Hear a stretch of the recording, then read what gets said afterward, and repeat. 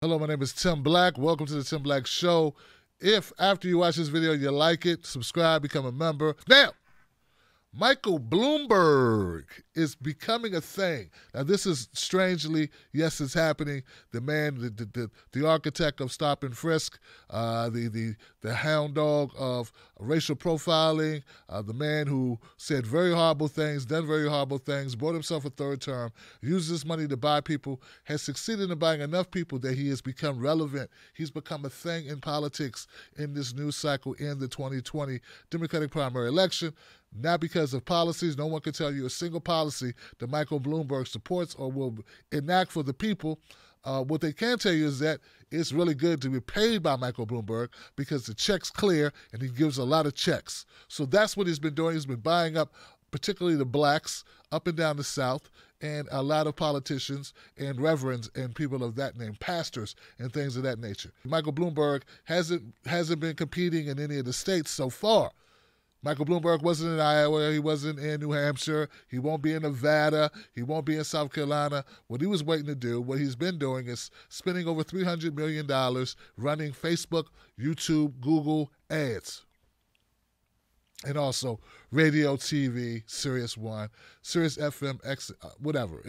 Any way, medium that you communicate, there's Michael Bloomberg running up the price by flooding the market with a lot of money. So that's what Michael Bloomberg, that's what his candidacy has been up to this point, if that's what you want to call it. Bernie Sanders, 2 days ago, put out a video describing what he thinks is the problem with Michael Bloomberg and why Michael Bloomberg should not be the nominee. Of how much money a multi-billionaire candidate is willing to spend on his election, we will not create the energy and excitement we need to defeat Donald Trump if that candidate pursued, advocated for, and enacted racist policies like stop and frisk. Quote, we put all the cops in minority neighborhoods. Yes, that's true. Why do we do it? Because that's where all the crime is. Which caused communities of color in his city to live in fear.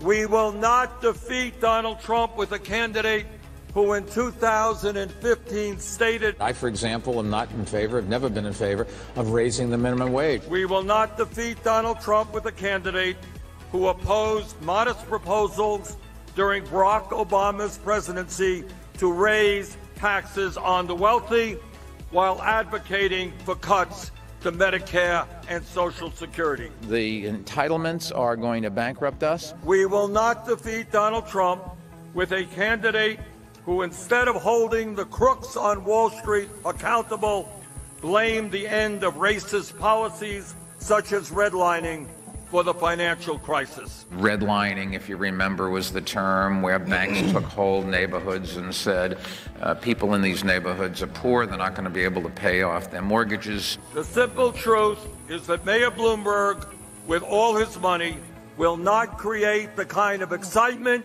and energy we need to have the voter turnout. Of how much money a multi-billionaire candidate is willing to spend on his election, we will not create the energy and excitement we need to defeat Donald Trump if that candidate pursued, advocated for, and enacted racist policies like stop and frisk. Quote, we put all the cops in minority neighborhoods. Yes, that's true. Why do we do it? Because that's where all the crime is. Which caused communities of color in his city to live in fear. We will not defeat Donald Trump with a candidate who in 2015 stated, I, for example, am not in favor, have never been in favor of raising the minimum wage. We will not defeat Donald Trump with a candidate who opposed modest proposals during Barack Obama's presidency to raise taxes on the wealthy while advocating for cuts to Medicare and Social Security. The entitlements are going to bankrupt us. We will not defeat Donald Trump with a candidate who, instead of holding the crooks on Wall Street accountable, blamed the end of racist policies such as redlining for the financial crisis. Redlining, if you remember, was the term where banks took whole neighborhoods and said, people in these neighborhoods are poor, they're not going to be able to pay off their mortgages. The simple truth is that Mayor Bloomberg, with all his money, will not create the kind of excitement and energy we need to have the voter turnout we must have to defeat Donald Trump. Well, as you can see, Bernie Sanders had a lot of substantive critiques of Michael Bloomberg's record to look at, things that are actual, factual, that you can check, that are verifiable, from his support of cutting Social Security and Medicare, and his disapproval of raising the minimum wage, and also his stop and frisk policies, racial profiling, and things of that nature. So these are all things that are verifiable, things that he did as mayor.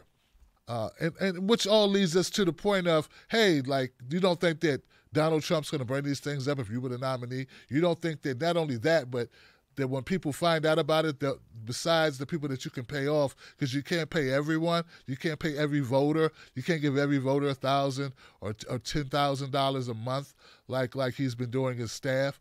You won't be able to do that, so people are going to find out that you were behind this stop and frisk, that you wanted to cut Social Security and Medicare, that you were against raising taxes of the wealthy, that you were for cutting these safety net programs. And that's going to shut down voter turnout. And if you don't have a high voter turnout, then you can't beat Donald Trump, because Donald Trump, if nothing else, he has a base, and they are active, and they're going to come out. They're going to be energized. Okay. So Michael Bloomberg had a day or two to look at this ad that Bernie Sanders put out, and he decided to respond with his own form of substance.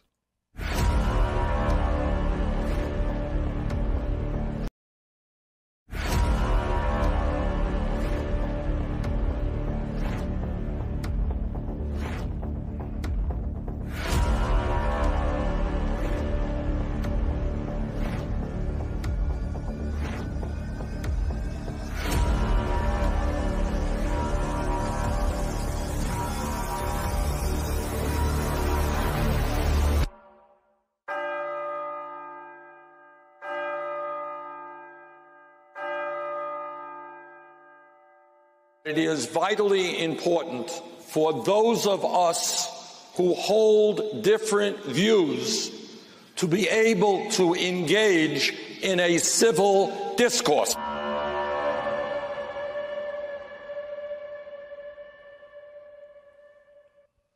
That's right. Michael Bloomberg decided the best way to deal with Bernie Sanders asking questions, raising the issues about his actual record, by going, hey, look over there. There's a squirrel over there running around. That stupid squirrel.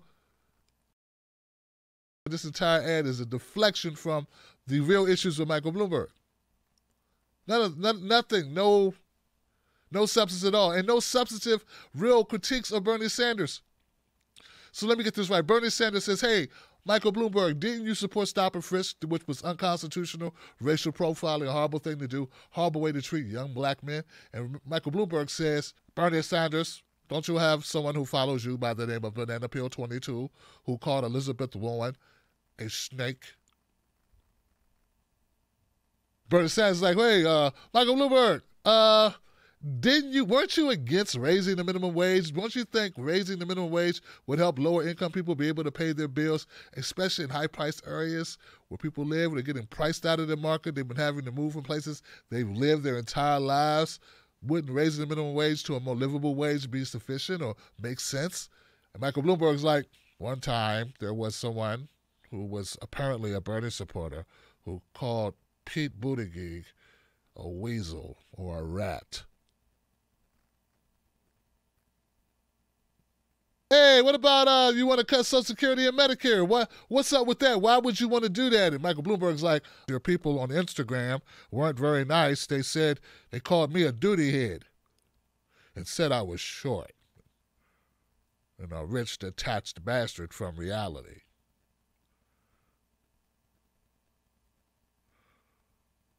Stanley, wipe my chin. I'm drooling. Thank you. Hey, Michael Bloomberg, didn't you blame the financial collapse of Wall Street on poor black people who finally got loans? And didn't you blame black people for the ending of redlining, which held us out, stopped us from getting loans? And didn't you not blame Wall Street?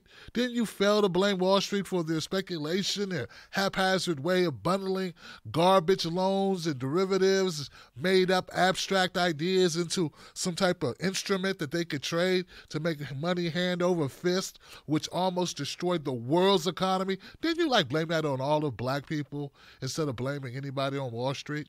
Michael Bloomberg's like, one time there was someone on Pinterest or posted on Reddit a meme that made Joe Biden look like he didn't know what he was doing, as if he had Alzheimer's.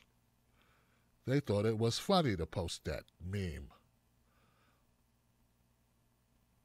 This is not how we should conduct ourselves, with mean memes.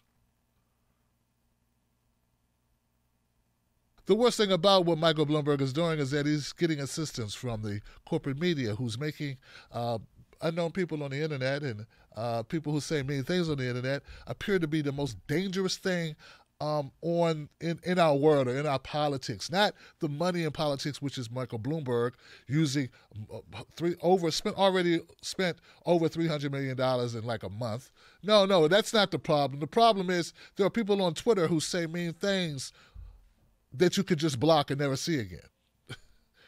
But you don't block them, so you keep seeing them, and now that's the reason why we should go on MSNBC and cry. That's the truth, Johnson. The truth is, the truth doesn't matter. What matters is the narrative that you can spin, and that corporate media will help you peddle that narrative, and that's exactly what Michael Bloomberg is doing.